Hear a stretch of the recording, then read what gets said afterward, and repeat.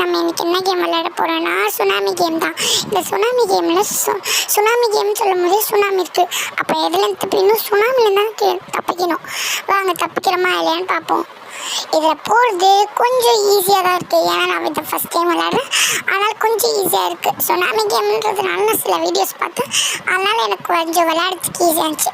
இந்த சுனாமி வரும்போது ஒன்று நம்ம கல் மேலே ஏறி தப்பிக்கலாம், பெருசாக வந்துச்சுன்னா. கொஞ்சம் மீடியமாக இருந்துச்சுன்னா, இல்லைனா இந்த மாதிரி நான் போகிறேன் குகைக்குள்ளே, இந்த மாதிரி குகைக்குள்ளே போய் தப்பிக்கலாம். இப்போ நான் குகைக்குள்ளே போகல, ஏன்னா இப்போ தண்ணி வரல, இப்போ வரப்போகுது, அதனால் நான் போய் குகைக்குள்ளே வரைஞ்சிக்கிறேன்.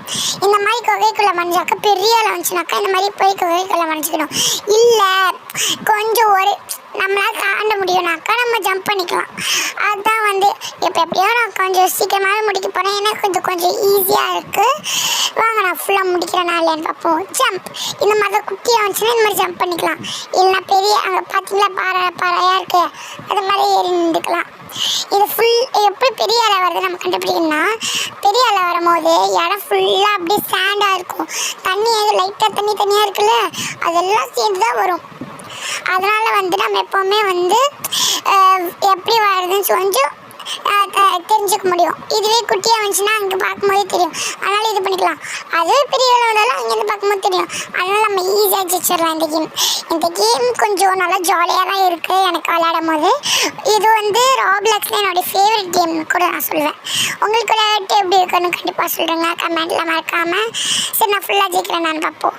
கிட்ட வந்துட்டேன், இன்னும் கொஞ்சம் தூரம் தான், முடிச்சிட்டேனாக்கா அவ்வளோதான். அங்கே வருது பார்த்தீங்களால வருது, அதனால் நான் போய் உள்ளே ஒழிஞ்சிக்கிறேன். இது கொஞ்சம் குட்டியாக தான் வருது, இங்கே என்னமோ இருக்குது.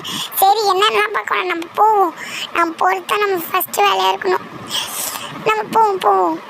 இங்கே கொஞ்சம் கொஞ்சமாக சேண்ட் தெரியல, இதெல்லாம் தான் சேர்ந்து தான் வரும். அதனால் நம்மளுக்கு வருமா இல்லைன்னு தெரிஞ்சுக்கலாம். ஐயோ கீழே வந்துட்டேன், நல்ல வேலை. ஒரு சின்ன வேலையாக இருந்தாலும் நம்மளை ஃபஸ்ட் லைன் வரைக்கும் கொண்டு போய் எழுதுறோம். நல்ல வேலை கிட்டே தான் நான் விழுந்துட்டேன். நம்ம திருப்பி போவாங்க. நான் இது ஃபோனில் விளையாடுறதுனால கொஞ்சம் கிளாரிட்டி தெரியாமல் போகுது. நீங்கள் விளையாடும் போது கொஞ்சம் பார்த்து விளையாடுங்க. அதுவும் இது கொஞ்சம் இன்ட்ரெஸ்டிங்காகவும் இருக்குது.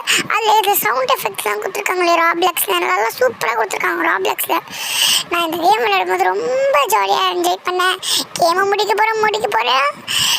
இங்கேருந்து ஜம்ப் பண்ணால் போதும், முடிச்சிட்டேன், ஃபினிஷ் பண்ணிட்டேன்.